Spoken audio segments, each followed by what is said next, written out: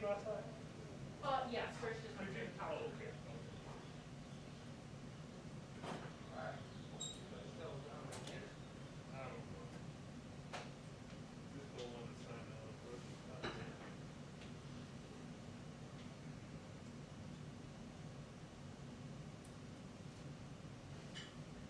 Ronnie, the shots are going out, right? Yeah. Cool. Thank you.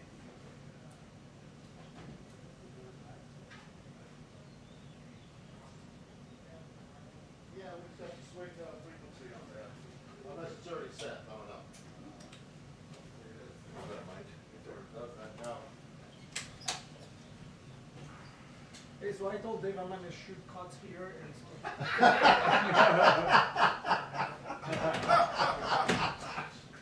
Send Ian into the South Auditorium. Yeah. We're gonna send Ian over to Hay Adams. See what happens with See what happens when Eddie's doing audio? Caesar. Caesar. It's all because Ed's playing with audio gear that this whole thing is falling apart. Everything's slow motion, baby. We've done this 40 years of this. Hey, 40 years of this. I heard you had gotten sick. No, I'm not. Someone said that you had got, Yeah. you tested positive. Nope. Bucci. Bucci. Bucci. Oh, it was, oh. Everybody mistakes the two of us. Hi, you. Hi. How are ya? Good Good to see you. How you been? Great. Staying healthy? I think so. Good. All right, John, you want to be on channel 2, Let's go.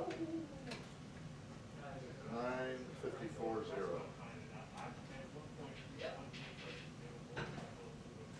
Oh, wait, on channel 2. Channel 2. 9540.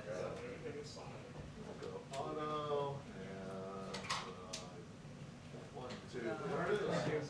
Log. So that's on 2. That's channel 2. Channel 1, I got you switched to rear. I guess that's a line level. All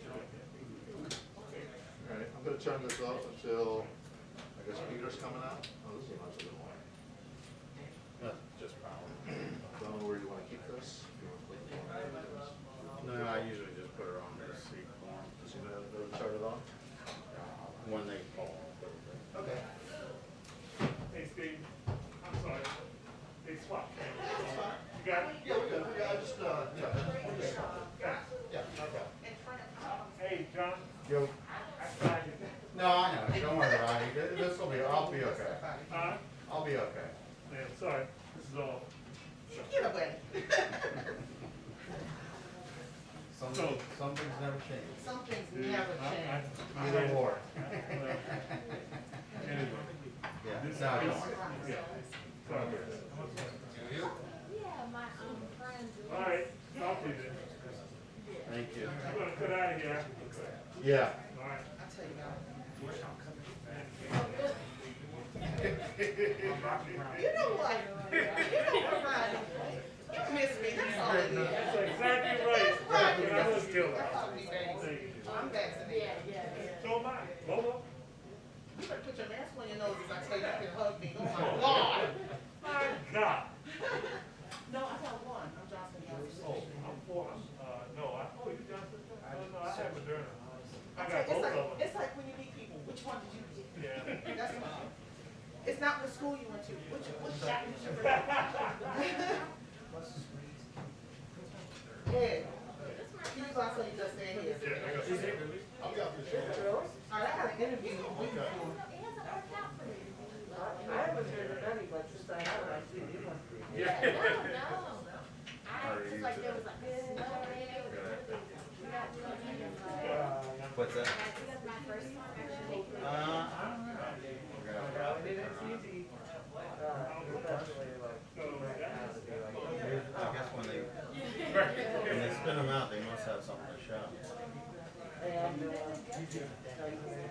Oh, is it? Yes.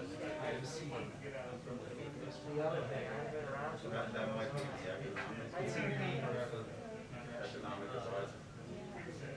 Paul Blackwell. Yeah, I have it. You gave me more information than I already knew. Ah, it's beautiful. Yeah, I finally getting there. Yeah, so you can understand that. You can just see the falling. It's like a snowstorm. I don't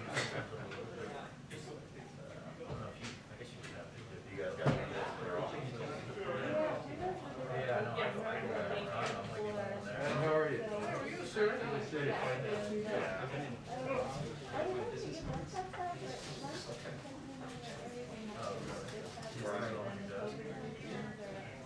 Where are you living? That's a nice little back open over there, right? That's good. No, it's all baked in the morning, so you know. Yeah. I just like it because it's so nice. Actually, it's smelling barbecue. It's barbecue. No. We have it brought in, and then we rotate to a different place each day. It's not the same. Yeah.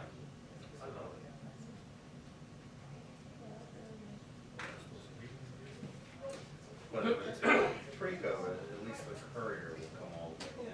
Now we got those fans, yeah, pick it up. So. They did sweet things there. Hey. I did, I just did so. Not really. I went like, yeah. I was just gonna float it. You good? Hang in there. Well, most of it's been pretty good. Yep. Whatever we got. All right, thank you very much. President, How you doing? surviving. Now, have you had lunch yourself? Or? Right, exactly. That's all we can do, right? Exactly.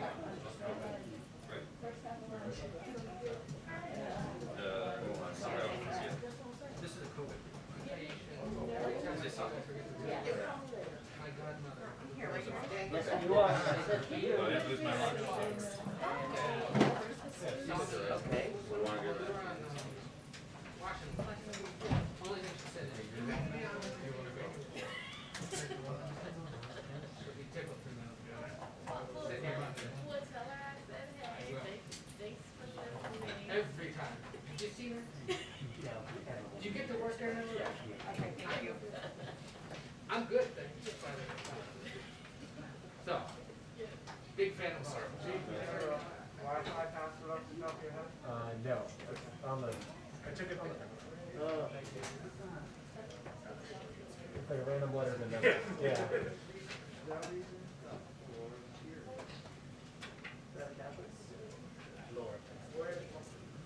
Where's our?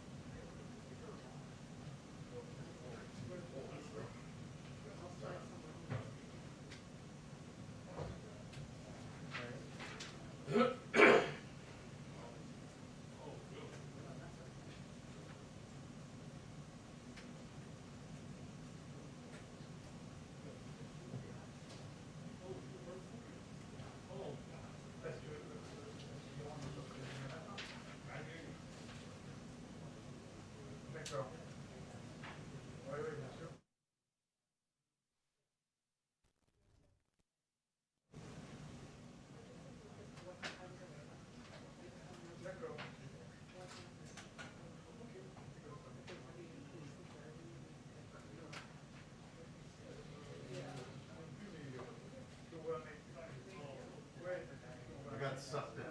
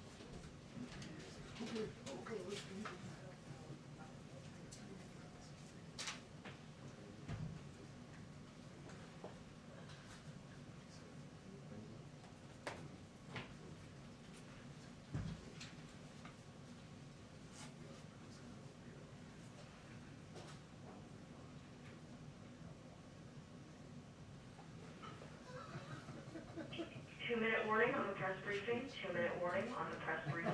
Thank you.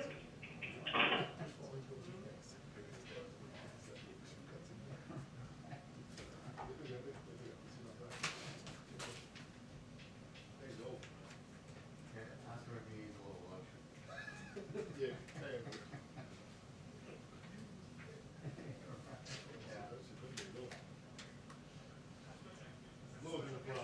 Yeah.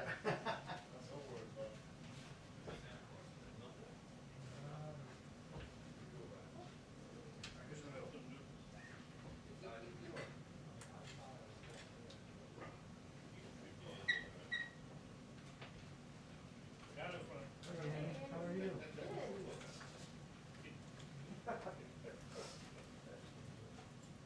You going back there too?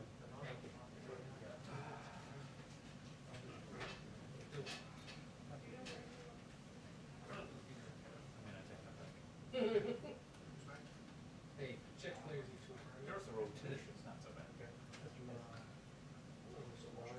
So it's just how it's set up right now. Wash this. And then tell he's supposed to be there. You're here. He's supposed to be. Yeah. You gotta come out. So you're supposed to be.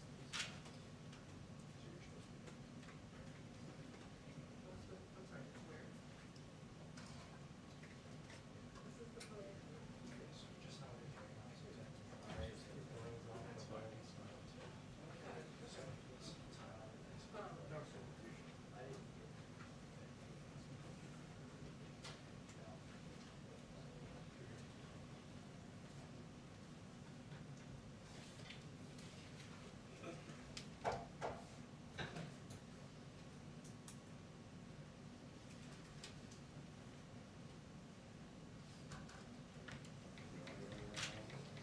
Hi, everyone.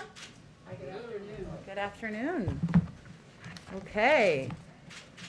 Joining us today is another member of the President's Jobs Cabinet, Secretary of Commerce, Gina Raimondo. As you all know, the Secretary was the first woman to be governor of Rhode Island, where she kick-started the state's economy and achieved a record number of jobs and the lowest unemployment in a generation, thanks to investments in infrastructure, education, and job training. As governor, she prioritized creating jobs, supporting workers, and improving the quality and availability of services in the care economy, including supporting wage increases for care workers. She also served as chair of the Democratic Governors Association in 2019. In 2010, she was elected General Treasurer of Rhode Island, receiving the largest number of votes of any statewide candidate. When she took office as General Treasurer, she tackled the state's $7 billion unfunded pension liability. Secretary is focused on a simple but vital mission to spur good-paying jobs, empower entrepreneurs to innovate, and grow and help American workers and businesses compete. As always, she can stay for a few questions. I'll be the bad cop, and with that, we'll turn it over to the Secretary.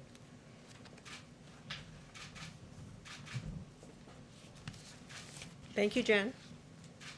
Good afternoon, everybody. Nice to see all of you, and it's an honor for me to be here to talk a little bit about President Biden's American Jobs Plan. At its core, the American Jobs Plan is about making sure every American has the opportunity to get a decent job, a decent, well-paying job with dignity and has opportunity. It's a historic investment in America intended to create tens of millions of jobs, rebuild our country's infrastructure, and position the United States to outcompete China. Many have commented that it's large, it's bold, it's necessarily large, because frankly we're behind, and we've neglected for too long important investments in our infrastructure. We need to ensure that investments in infrastructure, advanced manufacturing, workforce development, and our care economy are made at the scale we need, and are made in every single community in America. And as the President has led us to, is leading us to Build Back Better, that means we need to do so more inclusively and ensure that these investments that we are making in broadband, in housing, in the care economy, in water, are in every community in America, rural, tribal, urban, communities of color, and reaching everyone across America.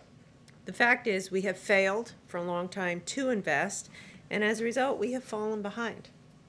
So why does that matter? It matters because it makes it harder for small businesses to compete.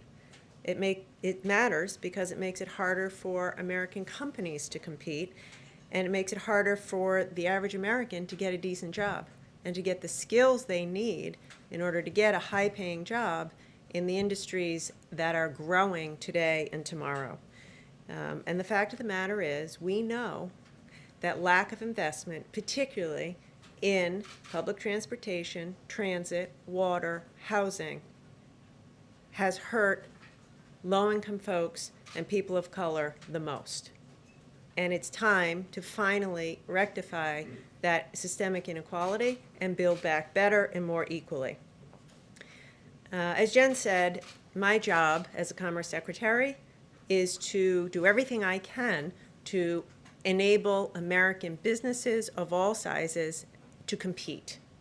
And at its core, the American Jobs Plan is about investing in American competitiveness, strengthening our workforce, rebuilding infrastructure, and leveling the playing field so all Americans have a shot at a good job. Now, prior to being Commerce Secretary, I was governor for 6 years. Prior to that, I was in the private sector. And so over the course of my career as an entrepreneur, as governor, now as Commerce Secretary, I have had many, many, many discussions with businesses, from the biggest to the smallest. And over the years, there is something that we all seem to agree on, which is that we need to make massive investments in our infrastructure if we are going to compete and ensure America's global competitiveness. And most recently, I have spent a lot of time in the past few weeks talking to business leaders, and I can report to you that there's a broad level of enthusiasm for big investments in infrastructure.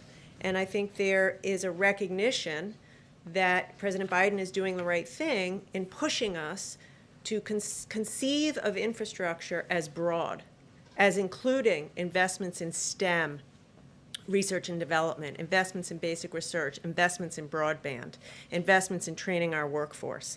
And the truth of it is, that's what it's going to take to compete. A key component of the American Jobs Plan is training our workforce. This is a reality. The changes in the American economy, many of which have been massively accelerated by COVID, are very scary for millions of Americans. It's a scary place to be, to need a job and not have the skills to get a good job. And so that's why this package calls for big investments in training our workforce. Now, as Jen said, this was a priority of mine when I was governor, and I saw it work. I know it works. We saw it work. When I ran for governor, my state, Rhode Island, if you haven't been, I want you to go, had the highest unemployment rate in the country, #1 in America. It was sad, very sad. The unemployment rate in the building trades when I took over was over 20%. Think about what that does to a community. Before COVID, after a lot of our work, Rhode Island had more jobs than at any time in our state's history, because we leaned into it in a broad fashion, similar to what this package calls for: investments in infrastructure, working with business, and big investments in worker training. So the fact of the matter is, in order to compete, we have to have investments in apprenticeships, community colleges, STEM education, job training. My view is, if you have the guts in the middle of your career to go out and get some job training, to retrain yourself to get a new job, then we need to be there for you to provide high quality, demand-driven, affordable, if not free, job training. The American Jobs Plan also is about strengthening our supply chains, making things in America, making critical goods in America, creating good jobs in the process, and increasing the security that we have, knowing that we aren't overly dependent on other countries for critical supplies. We saw that on full display in COVID. Every governor knows what it's like to be up in the middle of the night, can't get your hands on PPE or ventilators or medicine because they aren't manufactured in America. We also need to invest in domestic manufacturing. particularly for critical industries like semiconductors. We all know semiconductors are the building blocks of our future economy. And as we go through the data and digital revolution, semiconductors underpin so much of the new technology where we'll see job creation. So we are living through now a global chip shortage. We're seeing that hurt businesses in every sector, and so we need to strengthen our domestic supply chains. The American Jobs Plan calls for a $50 billion investment in semiconductor manufacturing and research, as is called for in the Bipartisan CHIPS Act. Finally, we need strong investments in our broadband infrastructure. We've seen more clearly than ever before that high-quality, affordable broadband isn't a luxury, but it's a necessity for education, jobs, and healthcare. But millions and millions of Americans don't have access to broadband, particularly in rural communities. I finally want to address one last component, which is the investments in the care economy. You might say to yourself, why is the Commerce Secretary talking about investments in the care economy? Because it matters. It is core to our competitiveness. In order for you to be able to go to work, you need to know that your loved one is being taken care of. And also, we have millions and millions of women, mostly women of color, working full-time, caring for our loved ones, living in poverty. It's time to make those investments so they can have a dignified job and so that we can shore up our communities. As Jen said, I did a lot of work of this as governor, and it's something that I'm very proud of President Biden and to be on the team of a president who's investing in the care economy. So fundamentally, this plan invests in American workers and businesses, small and large alike, so they can compete and win in the global marketplace.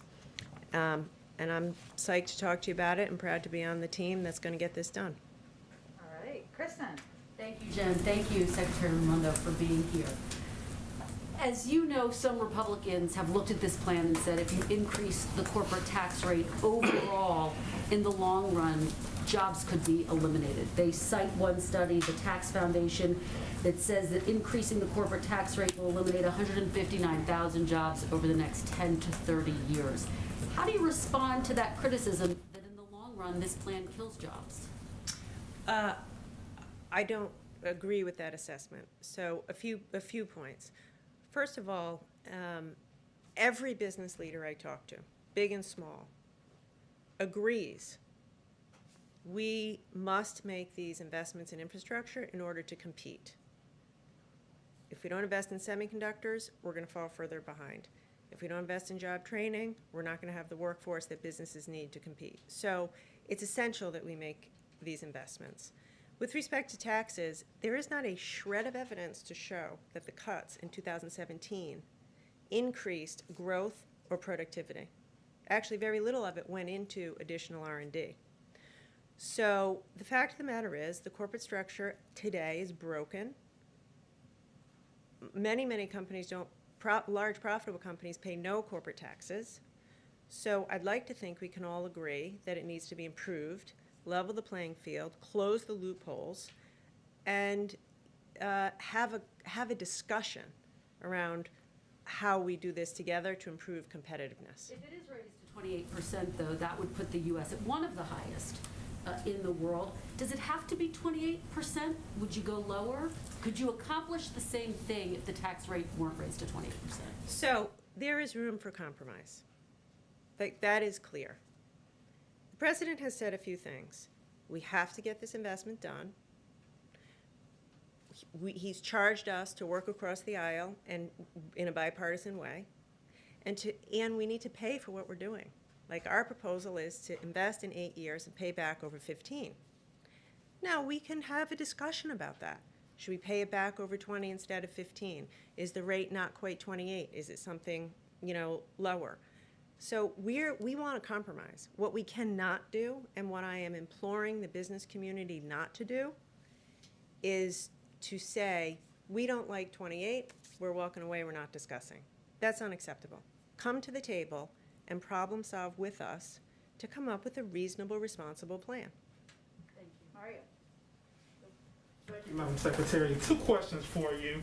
On the infrastructure side, how do you target and make sure that those projects help minority communities? I'm thinking of the situation in Jackson, Mississippi, for example, Flint as well. And then my other question is, how do you make sure that minorities are the beneficiaries of these jobs, right? There's been a long history of programs that were built to help minorities. I'm thinking of opportunity zones with the last administration that didn't ultimately help minorities. Yeah, really good question.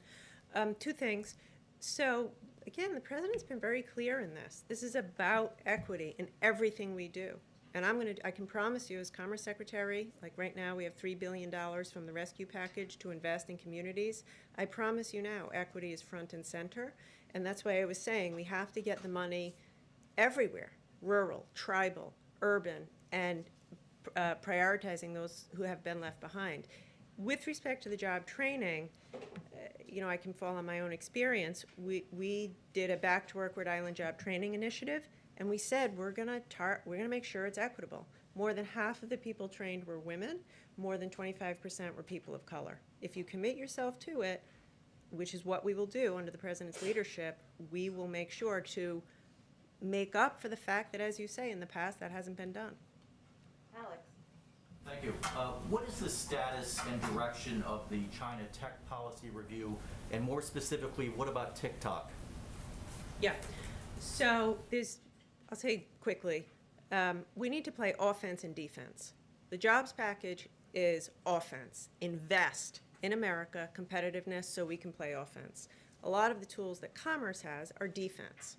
The entities list, tariffs, et cetera. So we are, led by Jake Sullivan and our team, Interagency Review. We're in the process of doing it now. A lot of people have said, is Huawei going to stay on the entity list? I have no reason to believe that they won't, but we're kind of in the middle of the overall review of China policy. How close is that to being complete? I would actually defer that more to the White House, but I would say we're in the thick of it right now. Like, we're working as aggressively as we can. We're not wasting time on it. Thank you, Secretary. I'm hoping to draw on your experience as governor regarding the virus. The White House and the President have been calling on governors across the country not to roll back virus restrictions, business capacity limitations and the like. Yet many, including many Democratic governors, have rolled back those policies steadily, even as cases have risen. You face some of these struggles as governor.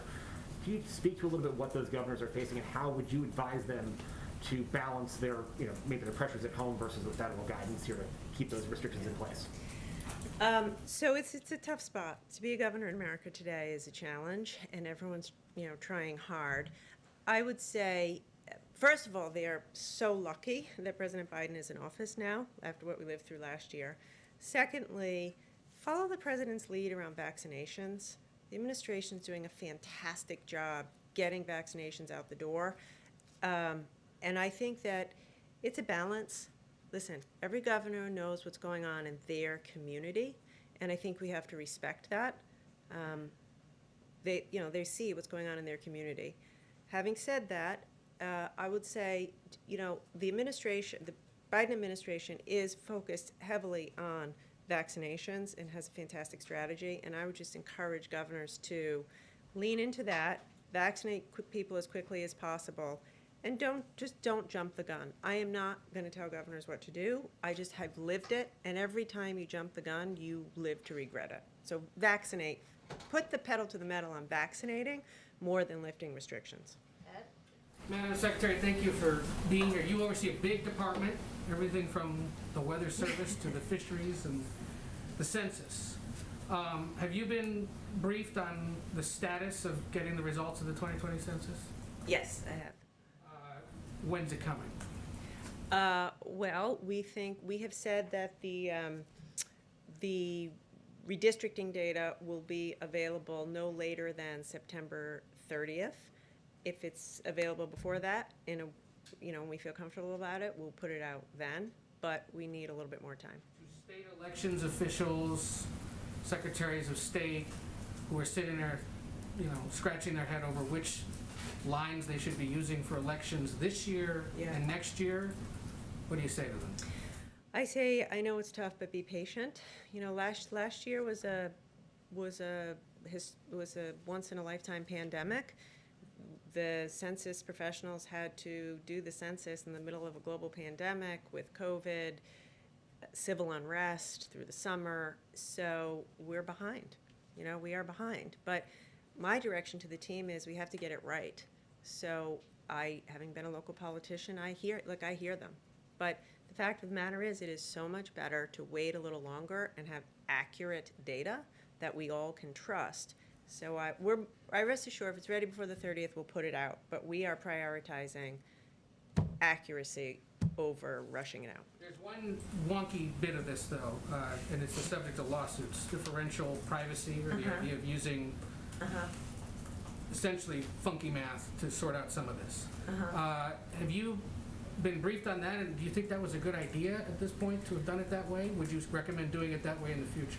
So in this regard, I have to rely on the experts. The experts at the Census Bureau are top-notch, career top-notch statisticians and demographers. Here's the reality. What you're referring to is a statistical technique that is intended to protect people's privacy. It's the first time we've used it. Today, the way quantum computing and computing is such that there can be privacy hacks today that weren't technologically available 10 years ago. So in order for us to keep up with that and protect people's privacy, we have to implement new techniques, and this is one of those new techniques. So yes, I think it's justified. Let's see, you gotta be the last one. Thanks. But we'll invite her back. We'll invite her back. Thanks, Madam Secretary. Two quick ones on infrastructure for you. A friend of this White House, Senator Chris Coons, said today that he thinks it's more likely that Democrats ultimately will end up with a less robust, this is his words, infrastructure package. He says it's could end up looking one that's more directly targeted at what he's calling hard infrastructure. Is that an accurate prediction to you at this stage? And then my second question, I'll just tack it on here. The president, you're one of the 5 cabinet secretaries that President Biden tapped to kind of go out and sell this, his words, to engage the public. What has that entailed at this point, specifically as it relates to getting these Republicans on board with this plan? Talking to them, you know, sitting down, listening, engaging them.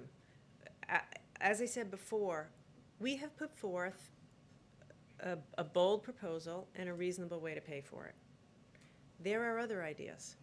So what I'm going to do, and all the cabinet is doing it in the White House, is sitting down with our Republicans, friends, and Democrats, and business leaders, and saying, okay, if you don't like this, what's your idea? How do you think we ought to pay for it? If we are proposing paying for it over 15 years. What do you think? So I think, again, it's all about finding that compromise and actually delivering for the American people. So that, anyway, I think broad engagement. Face-to-face conversations with? If you include Zoom as face-to-face, I would say very many. Only a few actually face-to-face, but a lot, a lot. And I plan to do even more of it. Like, we're serious about this. We want to get this done. There's a lot of different ways to do it. The president does what a leader does, puts forth his ideas. Now let's get to work. Let's talk about it. Where do we tweak it? Where do we change it?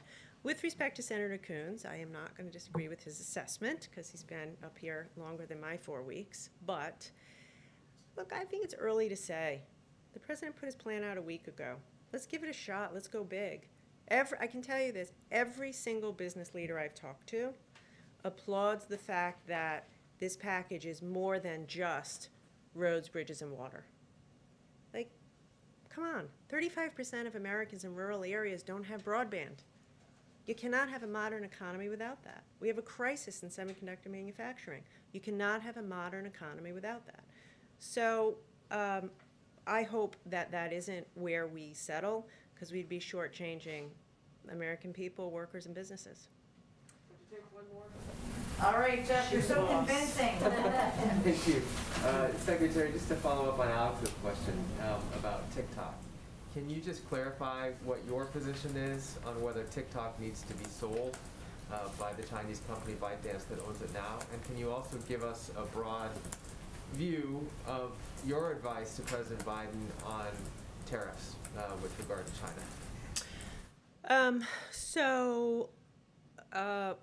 I would say here's my broad view, and I don't want to get into details on any particular company. My broad view is what we do on offense is more important than what we do on defense. To compete in the long run with China, we need to rebuild America in all of the ways we're talking about today. And by the way, do that with our allies. You know, we have to work with our allies and find common ground where we can. With respect to tariffs, there is a place for tariffs. You know, the 232 tariffs on steel and aluminum have, in fact, helped save American jobs in the steel and aluminum industries. So what do we do with tariffs? We have to level the playing field. No one can outcompete the American worker if the playing field is level. And the fact is China's actions are uncompetitive, coercive, underhanded. They've proven they'll do whatever it takes.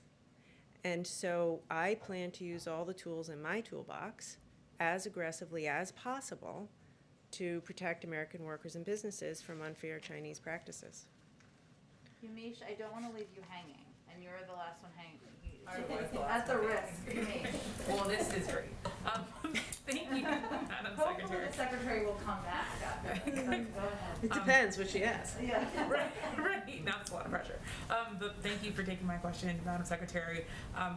What do you say to a business owner who's looking at the U.S. and wondering, why should I start a company here when I could possibly do so in another country more cheaply? How do we stay competitive as the United States for that business owner's company? So I'd say a few things. One, you cannot get better than American workers, American ingenuity, American innovation. Two, this jobs plan will enhance American competitiveness. You know, I know from being governor, businesses want to locate in communities with good infrastructure, good public transportation, clean water, excellent public schools.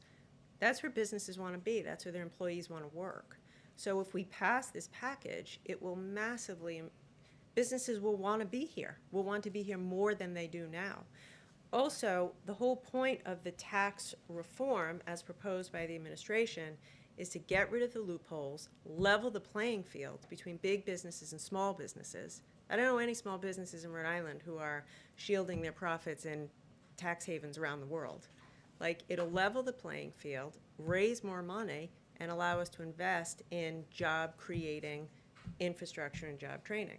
So as a former business owner and as a former governor who recruited businesses, I think it's a winner for business.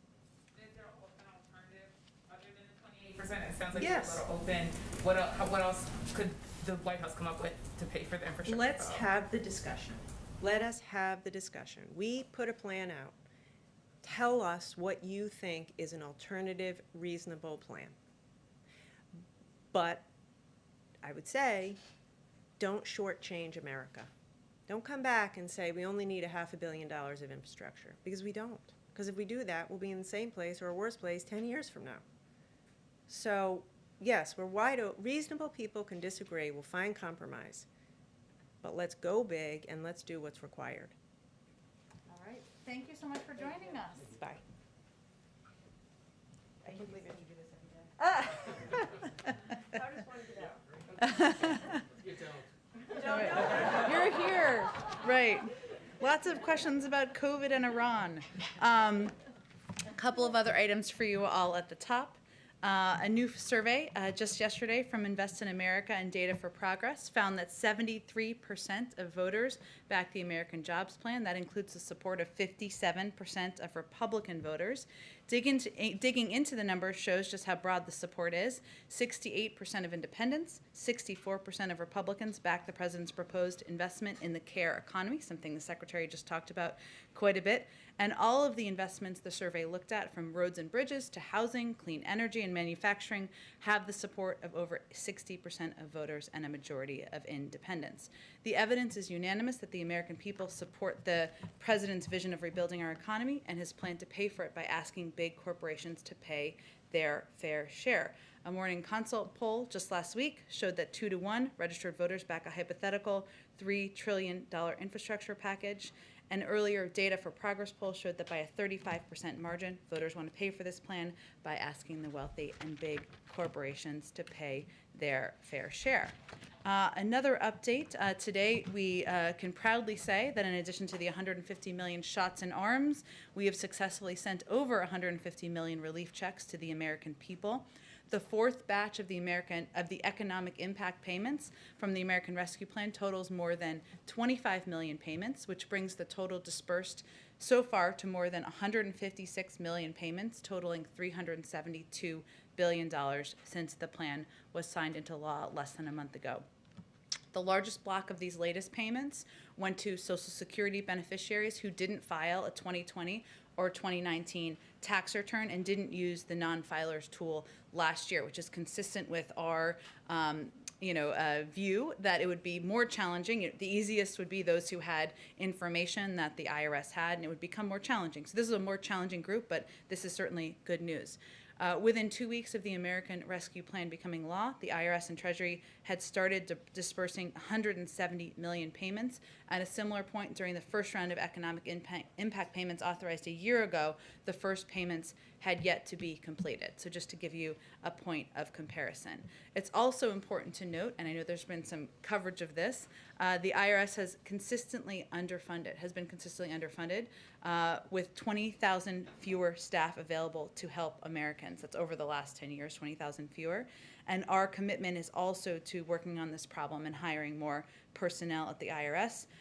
The President's Rescue Plan secured an additional $1.5 billion to help the IRS get checks out checks and modernize. And we are pleased that since the beginning of this administration, the inherited backlog of 2019 returns has been cut in half. One other update, good news you can use, I'll put it in that category. Health and Human Services Secretary Becerra announced that more than 500,000 Americans have already signed up for coverage on healthcare.gov since the beginning of the special enrollment period. Nearly 15 million Americans who currently lack health insurance and many current enrollees are eligible. An average of 4 out of 5 consumers currently enrolled in marketplace coverage can now find a plan for $10 or less a month after the tax credits. Finally, the First Lady announced earlier today, was joined virtually by U.S. military families, advocates, and stakeholders from around the world as she set forth the priorities of joining forces. She spent the last few months hearing directly from military families, caregivers, survivors, and visiting military installations across the country.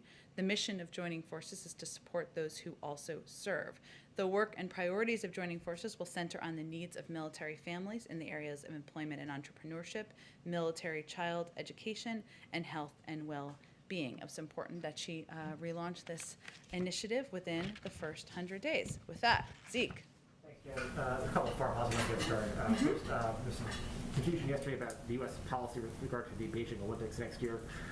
Is it the U.S. policy now that American athletes will participate in those Olympics, and is the U.S. government going to encourage American spectators to travel to China to view those games?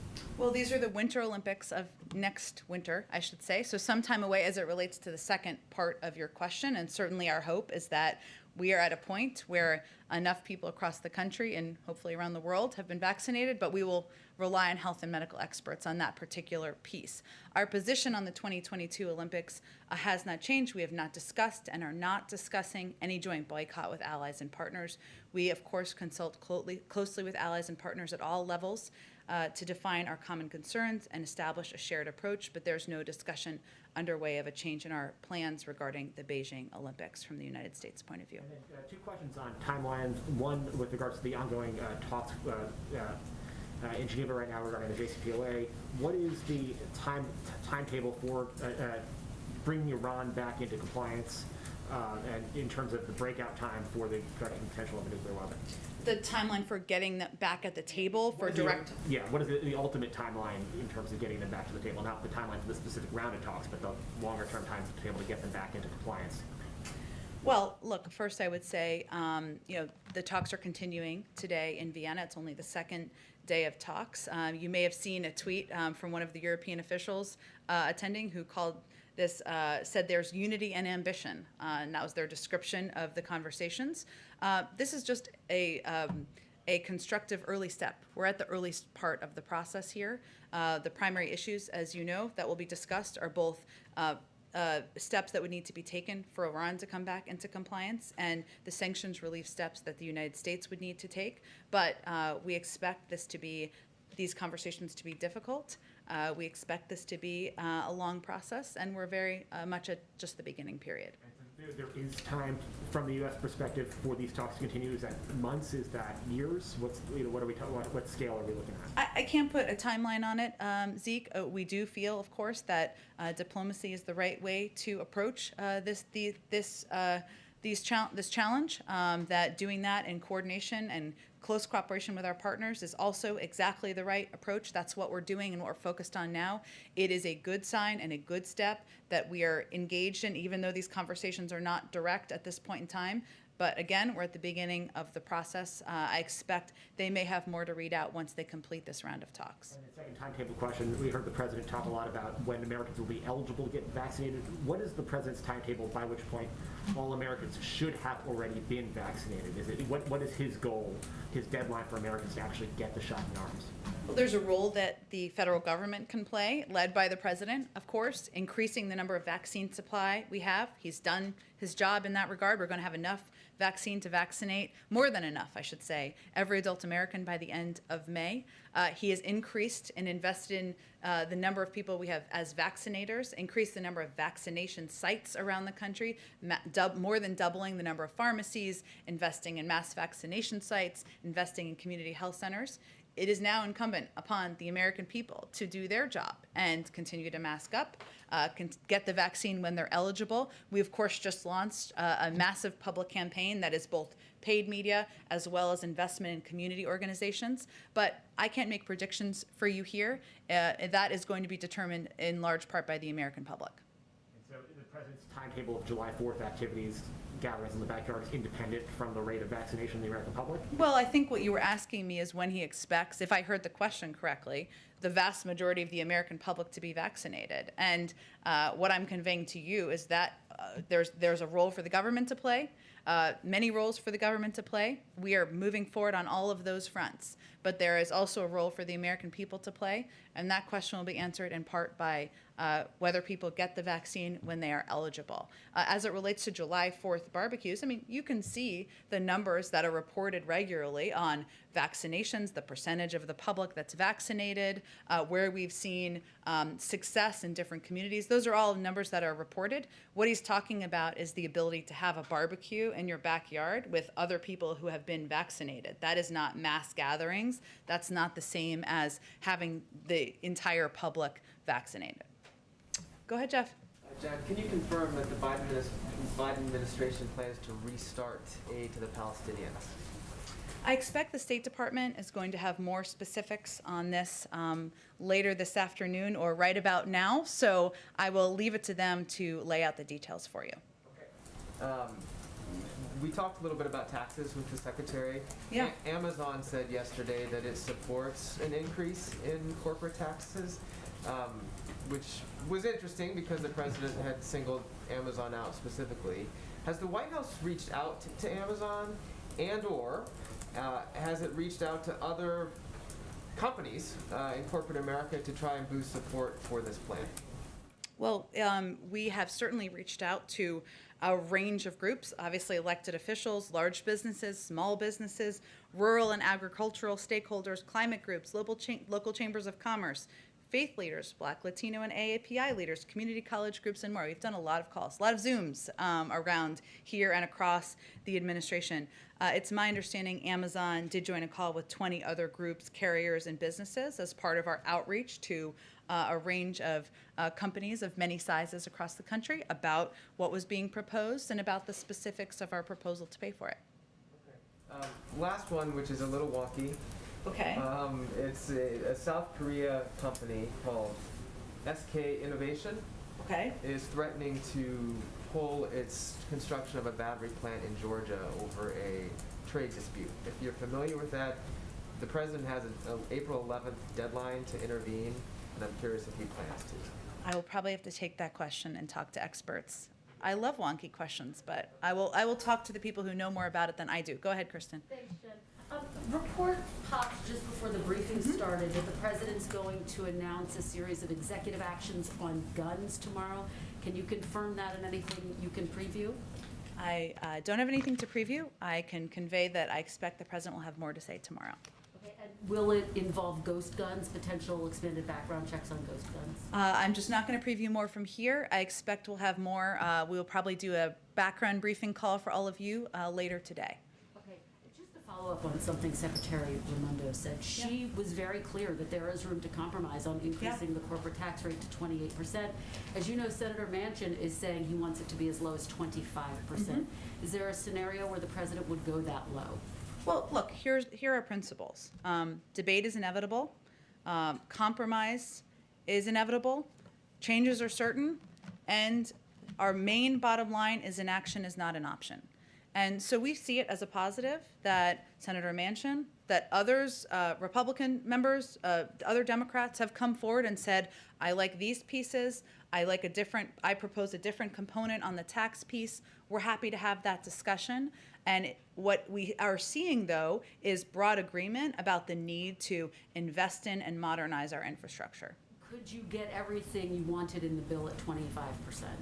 Well, just like any discussion or negotiation, there's lots of factors. It's like a Rubik's Cube. I don't know if that's the right analogy, but if you are proposing a lower tax rate, then you have to make some decisions. What would you compromise on that?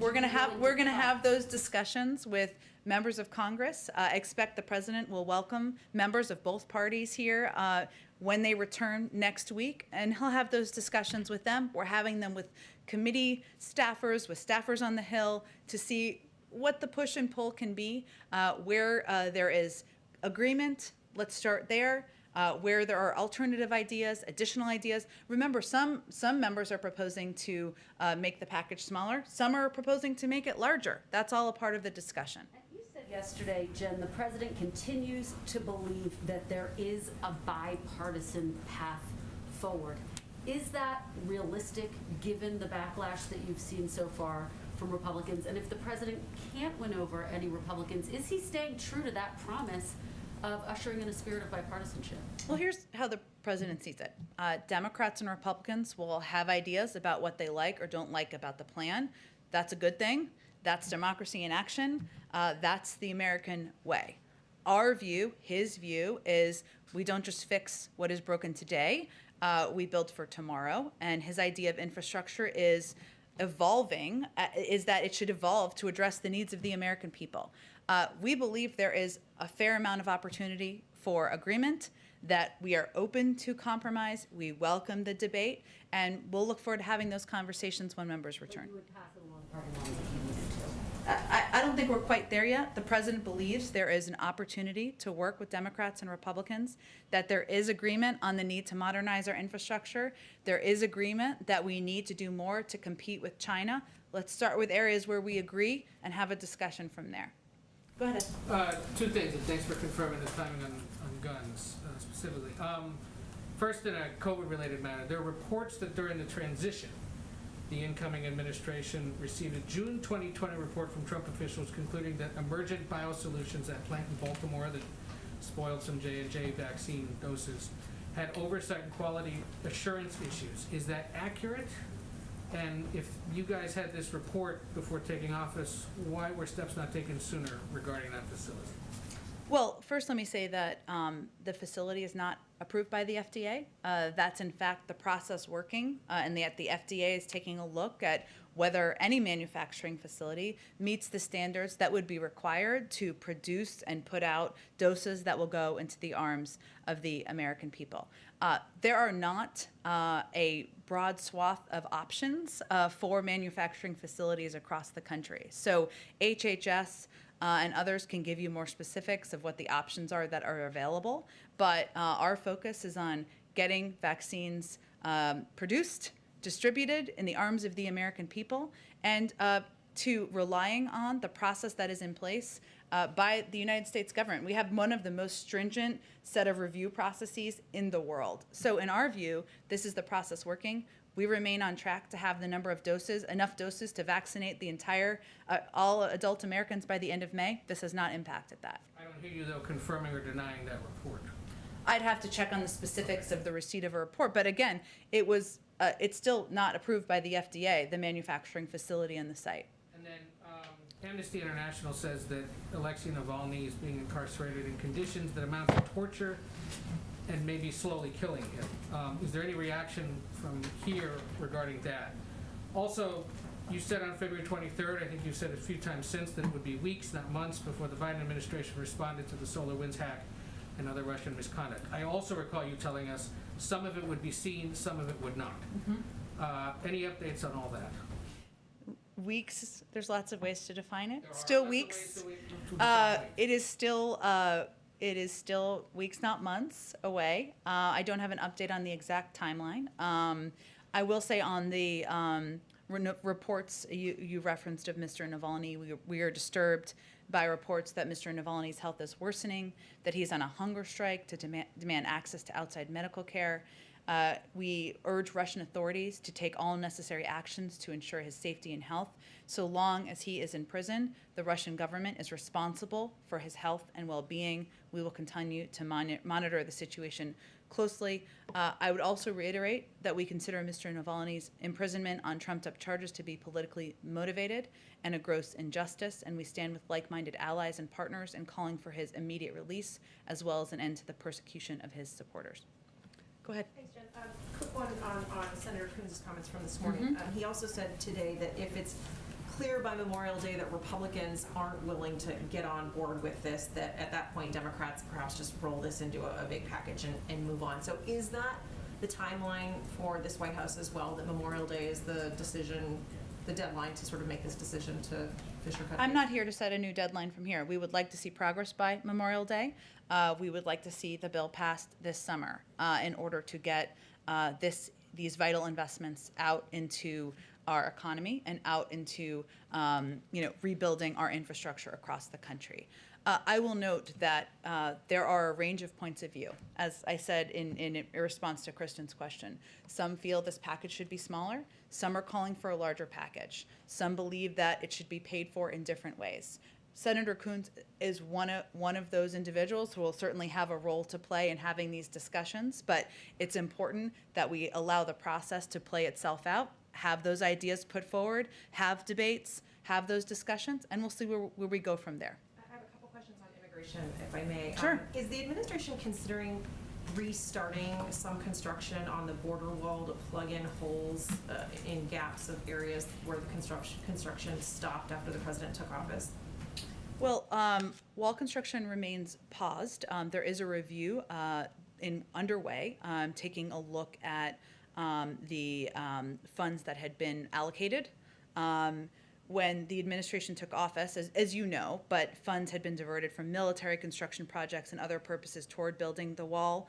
That was not something we, of course, supported. There are some components of the wall that had already been allocated, the funding to continue building by Congress, so we're working within what is allowable. But our focus is not, we don't believe the wall is an answer. We have never believed the wall is an answer to addressing the challenges, immigration challenges at the border. That's why we're proposing an investments in smart security at the border, why we're driving what we see as 21st century solutions for border management, and why we believe we should build a functioning immigration system. There's a review underway of kind of where this funding had been allocated and not, but it's currently paused for the most part. The president had said he wouldn't build one more foot of the wall, but you're saying some monies could still be used to fill in the gaps on construction on the No, I'm saying that some had been allocated already. Previously, we're working within what our limitations are by law. But we have never believed that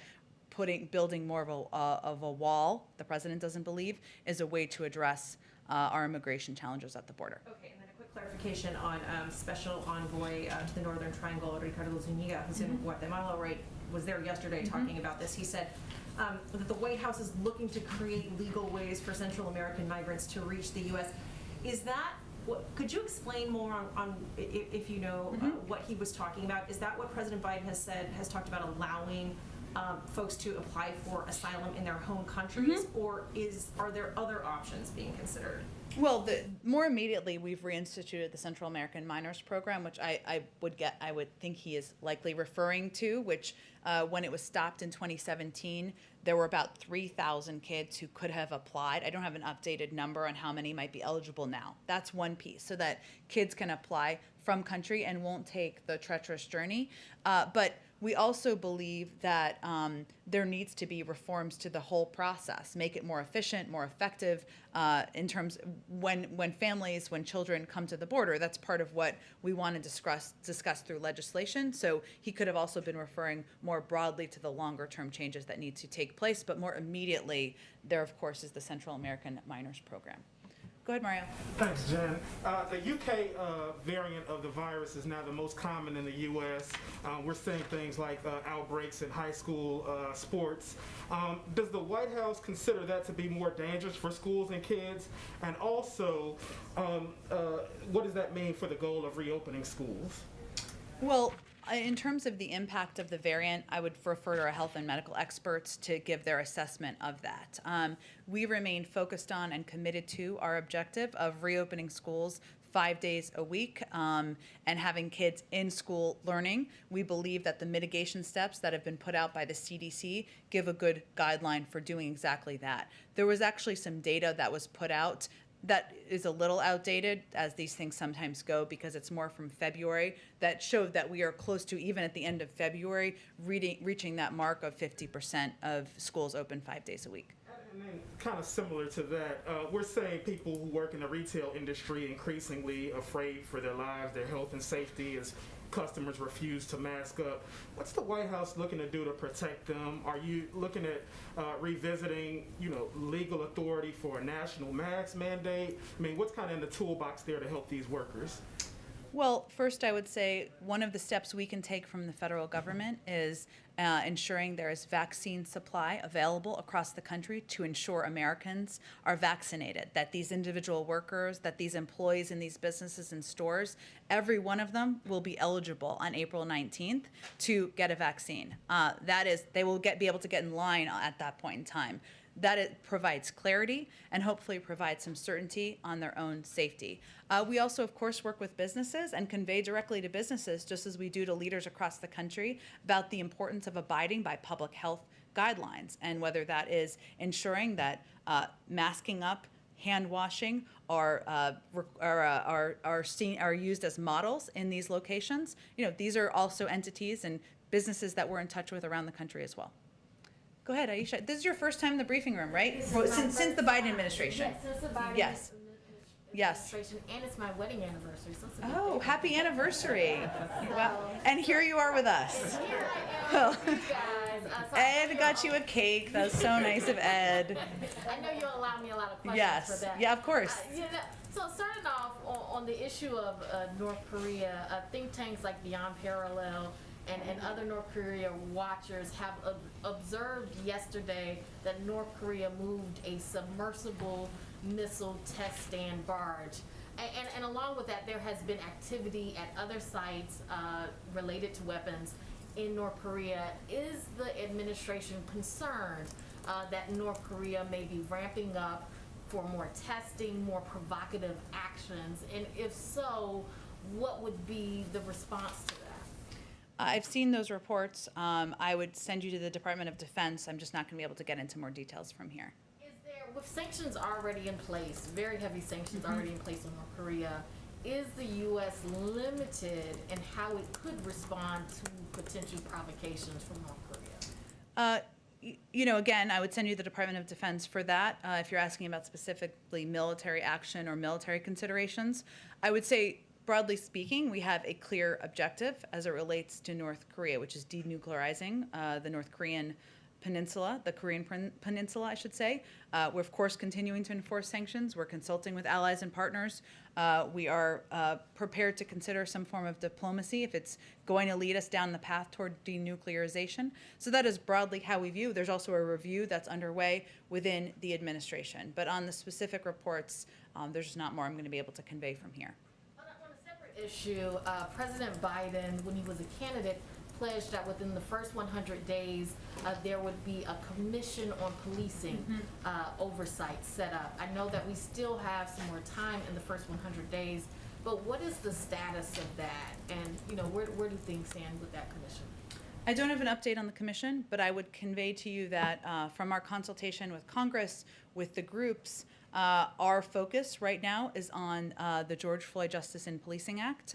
We believe we must continue to press ahead to pass meaningful police reform. The president would love to sign a piece of legislation, would love to have it on his desk. We're encouraged by some of the engagement we've seen, pleasantly surprised in some cases, in the Senate, and that is where we feel we can have the most impact at this point in time. So is the commission still on the table, or is that something that is not being thought of right now? I just don't have an update on it, but we are focused on working with members, with advocates on many sides of this debate on how to move things forward, and we feel the George Floyd Justice in Policing Act is the most constructive, effective, impactful way to do that.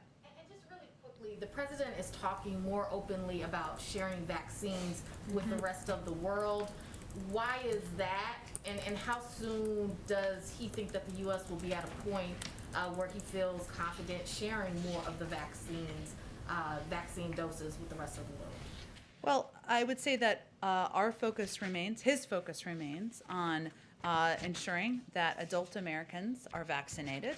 We also plan for contingencies, including the fact that there's ongoing research. We've seen some reporting, of course, on which vaccine is most effective with children.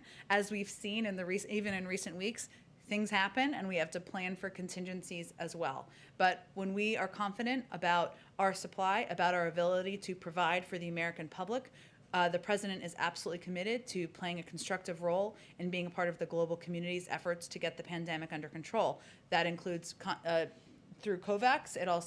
It could include direct conversations with countries. You've seen we've already lent doses to Canada and Mexico. So we remain committed to that. I can't give you an additional timeline at this point in time. Go ahead. Back to immigration, and particularly the Northern Triangle. The Vice President's assignment to try to, address the root causes of migration. How do you going to measure success? How do we measure success? On that issue, yeah. Well, I think that we know that addressing the root causes means working with these countries to help create a collaborative and a cooperative approach to addressing what the circumstances are on the ground, whether that is economic challenges, response to challenges related to hurricanes that have impacted a lot of these communities.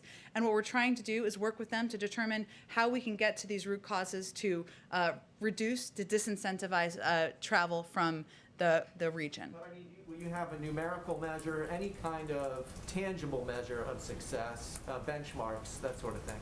Well, I think as everybody who's followed this for some time knows, this is about addressing these causes over the long term. Unless we address root causes in these countries, we are going to see the same cycle of rushes to the border year after year, as we have seen in 2014, and 2018, and 2019. So we're going to look to how we can work with these countries through diplomatic means. The president has also proposed $4 billion in assistance and aid through his immigration package. And of course, the vice president and our diplomats will be engaged with these countries to determine how we can best help to prevent these rushes at the border in the future. But there's no benchmark specifically, like, we curbed by X or Y% over some We're talking about how we address this over the long term and how we reduce the disincentivize travel over the long term to the border. And you mentioned the money. Can you work with these governments? There's one of the major issues is a lack of rule of law and corruption. Yeah. You're absolutely right, and the president has talked about this as well, and the need to sometimes work with organizations, work with local groups, find ways to avoid getting the funding in the hands in some scenarios of corrupt governments, and that will certainly be part of our approach. Go ahead. Yeah, go ahead. Yeah, go ahead. Depending on what poll you look at, about half of Republican men say they won't be getting the vaccine. Experts say that a major reason that any group would be vaccine hesitant would be because of trust. I think it's probably fair to say that President Biden and the administration has a long way to get this group to trust him. Two questions. What has the administration's research found about why this group is so entrenched in vaccine hesitancy? There's a lot of talk about black and brown people. We found that that's not exactly true. They're not more hesitant than anyone else. Yeah. And outside of the We Can Do This campaign, how does the administration plan to reach this group? Well, first we recognize that the president, that all of us may not be exactly the right messengers for some of these audiences. And what we've actually seen through our data and research is that it's not always famous people, and often not famous people like the president or athletes or former elected officials who are going to reach any group who are hesitant or have concerns about the vaccine hesitancy or safety. So this is the reason why a big part of our funding and our approach to our public campaign is actually for local groups and organizations. Some of those may be civic groups, some are clergy. There's a role that clergy and different faith groups and organizations can certainly play. And some of these are just simply local doctors and medical experts who are more trusted voices in different communities. So what we're working to do is empower local sources, empower local authorities, medical experts, civic leaders, clergy in some cases, to be the communicators about the effectiveness and the efficacy of the vaccine. I will say one of the things that is sometimes not understood, or people don't see in the data, but we've seen in the data, is that the issue, we've seen a reduction in hesitancy as it's defined, and you referenced black and brown communities, certainly a reduction in hesitancy. The issue is now access. This is true in whether you're talking about conservative white people or you're talking about communities of color. It's now at the point where people are saying, look, I'm confident or I feel comfortable in taking the vaccine in many cases. I can't take a day off of work. I don't know where to go. I don't know what health center to go to get the vaccine. So we are looking at that, and our focus is on addressing the access issue, mobile clinics, making it easier and more accessible to get the vaccine. And you've also said the president's being updated on the trial of Derek Chauvin. We're probably weeks away from a verdict, but regardless of the outcome of the trial, does the president plan to address the country upon its conclusion? Well, we would never, and not that you're asking me this, but we would never, of course, prejudge the outcome. The president has spoken about the death of George Floyd, the impact on him personally, quite a bit over the course of the last year. It certainly impacted his own, redoubled his commitment to addressing racial injustice in the country and throughout the government. I certainly would expect we'd have a statement, but I'm not going to get ahead of what the outcome may be or the timeline. We just don't have insight into that. Go ahead. Thank you, Jen. I'd like to pick up the line of questioning on immigration and the border. Okay. And ask you two rather quick follow-up questions about some other topics. You always like yes or no questions. I don't know if they're yes or no. Go ahead. Answer as you will. But, okay. So on immigration and the border, as we've discussed here today, Vice President Harris has been put in charge of addressing the root causes of the border crisis. Last Tuesday, she spoke with Guatemala's president, but she hasn't visited the border or Central America or spoken with leaders of El Salvador or Honduras. She was traveling this week, took time to visit a bakery in Chicago. I'm wondering, is she still working on this? And can you address the perception that she's kind of quietly backing off while Secretary Mayorkas is pursuing some Trump-era policies, such as potentially building new border barriers and potentially prosecuting people who illegally cross multiple times? There was a whole lot packed in there. So let me just see what I can do here. First, I would say the vice president was visiting Chicago actually to talk about COVID and the importance of communities getting the vaccine when it's available and accessible to them. And so while she was there, like many Americans, she got a snack. I think she's allowed to do that. But she was there to talk about COVID and play a role, as she's playing a significant role on our efforts to address vaccine hesitancy, communicate with the public about how we can do this, and it's imperative to get the vaccine when it's available. Second, I would say that yesterday, and this is actually a statement put out by her team, USAID announced the deployment of a DART team. We only have these in a couple of places in the world, so this is fairly significant, to respond to urgent humanitarian needs in Guatemala, Honduras, and El Salvador. This is meant to help address the immediate humanitarian needs, whether it's drought, food insecurity, ongoing COVID-19 pandemic, and this is in communities that are still recovering. So that is actually an announcement made by the vice president's team earlier today. this is absolutely an issue that she remains committed to, is in the lead on. The Northern Triangle, which I'm sure you're aware of, but is not the same as the border. They're all related to each other, but addressing being responsible and in the lead on the Northern Triangle is working with these countries in the region, addressing the root causes, working with them on how we can address issues like long-term food insecurity, drought, the COVID-19 pandemic, hurricanes, etc. That's what she's focused on. I don't have an update on when she'll travel. I'm sure it will be soon. She's still working on this issue very much. Well, they wouldn't be putting out a statement this morning if she wasn't, would they? And my two other questions, I'd like to circle back to something that a colleague asked in this room a few Sure. weeks ago. They asked about a request by about 36 Democrats in Congress for President Biden to relinquish unilateral nuclear launch authority. I believe at the time you weren't aware of that request, and I was wondering if you've been able to get an answer from the president on that. I don't have anything more for you on that. And my third question, if I could. According to a report yesterday in Axios, we may soon have a prominent transgender gubernatorial candidate.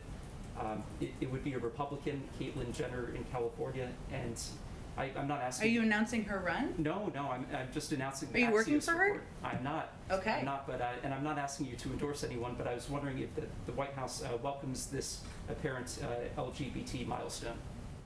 We certainly would welcome the freedom of any human participating in the democratic process to run for office, of course, and including, of course, transgender members of our society.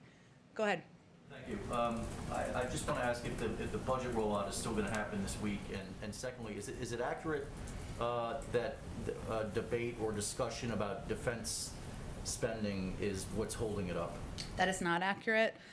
We know you all are eager to have the discretionary guidance, and it certainly will give some insight into the president's priorities and the priorities of this administration. We hope to have that out very soon this week, but I don't have an exact date for you quite yet. It sounds like it could possibly slip into next week. Is that I think we're hopeful it will be out this week. And then just to follow up on the Olympics issue, understanding what you said, the U.S. position, however, is still that China has committed genocide. Yes. Doesn't that demand some sort of response or action from the U.S., and what will the U.S. need to see before it fully participates in the Olympics? Well, I would say first, just to be very clear and reiterate, our position has not changed in our planned participation. However, we are working, of course, as we would be on any issue in coordination with our partners and allies about a range of concerns we have with China's behavior and their actions, including the genocide of Uyghur Muslims in China, including actions that China has taken as it relates to economic and security steps. And so that is something we would do in partnership and coordination with our partners in the region. Just like any relationship, there are areas where we feel we can work together, areas where we have great concerns. We voice those. We don't hold back on those, as the president did in his call with the president. Go ahead. I have a couple questions. The first is, there are some studies that show that Black Americans have half the vaccination rate of white Americans, and I wonder why the administration is not setting hard numbers with their equity goals. How do you measure success if you don't put actual numbers next to the goals? I would have to check those numbers. I'm not challenging them. I just would have to talk to our COVID team about those. As you know, equity is central to what we do, COVID and addressing the pandemic, and ensuring we are taking steps to address getting the vaccine out to communities around the country is central to our focus. We are constantly monitoring where the vaccine doses are going and that they're equitably distributed. That's something, every vaccine is marked in boxes. We saw this at Pfizer. It's very cool, actually. We monitor that closely. We monitor the uptick in outbreak in COVID rates in communities and see how it's impacting different communities. We work directly with governors to help address where there are upticks in communities and where we see there are communities that are not getting ready access to the vaccine. And we've actually adjusted, in some cases, our approach and our strategy.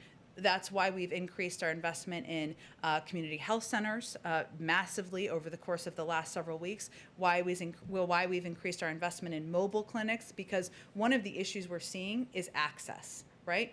Access and the ability to, many people can't take a day off of work, especially if they're working in jobs where It doesn't allow for that.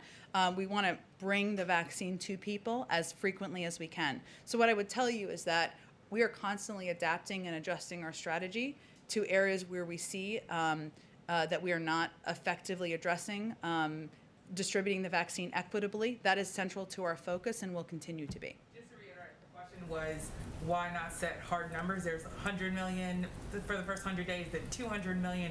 Why not say we want to see 20% or 30% of Black people, Hispanics? Why not put numbers by your equity goals? I'm happy to check with our team. We may have internal goals along those lines, but I would just convey to you that we look at it as our objective is to vaccinate every adult American.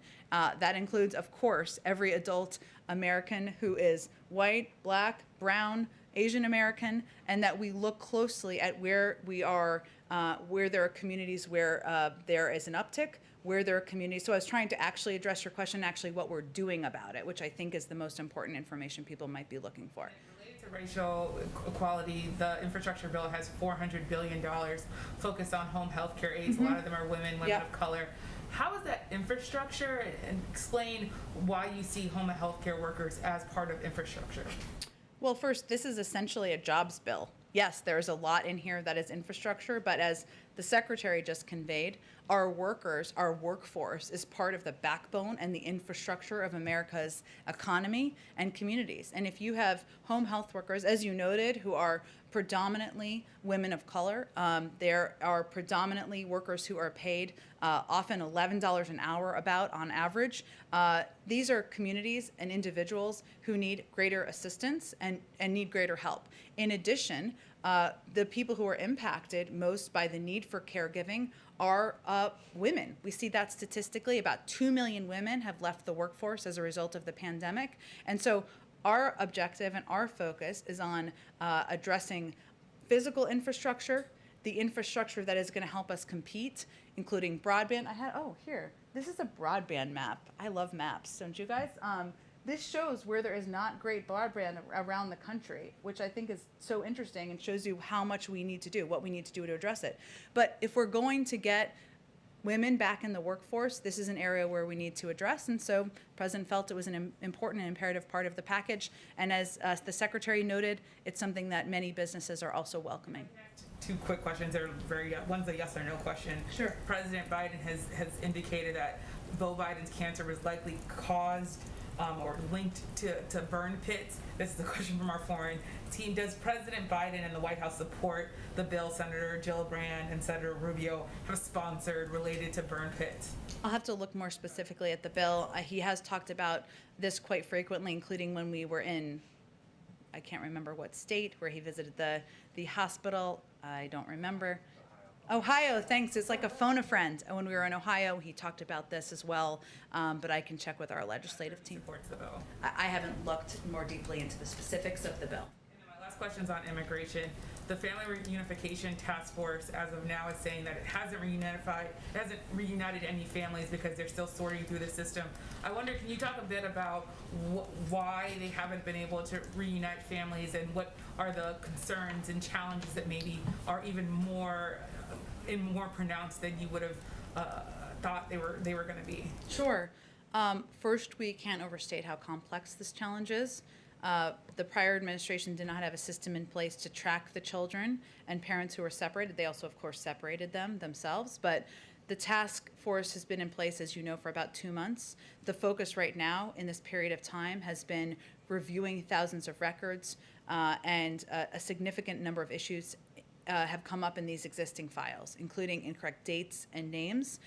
They are working to establish a database of families who were separated and working to find previously unidentified separated families who are eligible to receive benefits through the task force. And they've also identified over 5,600 new files that were not reviewed and have begun the process for reviewing and cross-checking those files. The task force is also working very closely with the ACLU to process identified families so we can reunite them as swiftly as possible. They'll have a full report that's due on June 2nd. So you're saying, what's the delay in it being so, what makes it so hard to reunite families while they're doing that? Well, I think the biggest challenge is that there's a lot of inaccurate information. There was not an accurate database. We've seen inaccurate names, inaccurate dates. Again, we're working very closely with the ACLU, and we're working to move it as quickly as possible. Go ahead and back. Thank you, Jen. You said earlier that the White House recognizes that some of you may not always be the right messenger to some of these individuals who are reluctant to take the president's advice on getting vaccinated. The president said yesterday there was a category we didn't exactly identify, but he gave Senator McConnell credit for talking to those people.